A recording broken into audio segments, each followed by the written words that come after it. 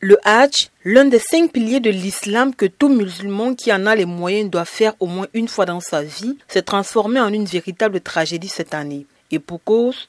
plus de 1300 pèlerins sont morts lors du grand pèlerinage qui s'est déroulé en Arabie Saoudite. Cette année encore, les rituels se sont déroulés sous des températures très élevées qui ont atteint 51,8 degrés Celsius à la grande mosquée de la Mecque, la ville la plus sainte de l'islam dans l'ouest de l'Arabie Saoudite. Le retour des pèlerins de la Mecque, qui est très souvent l'occasion de grandes réjouissances avec leurs proches, porte cette fois la marque du deuil. Des centaines de familles en Égypte, en Indonésie, au Pakistan ou en Jordanie ont perdu des proches au cours du recueillement.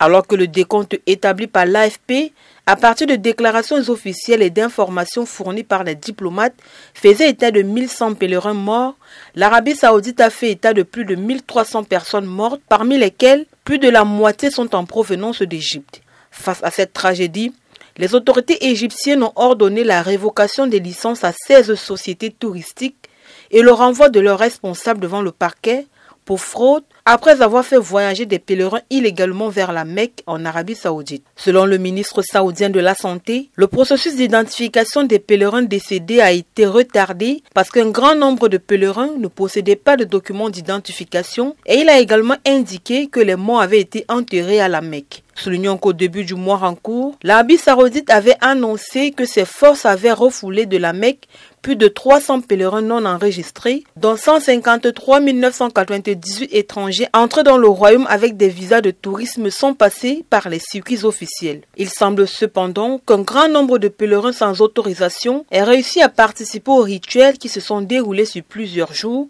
dans des conditions particulièrement éprouvantes.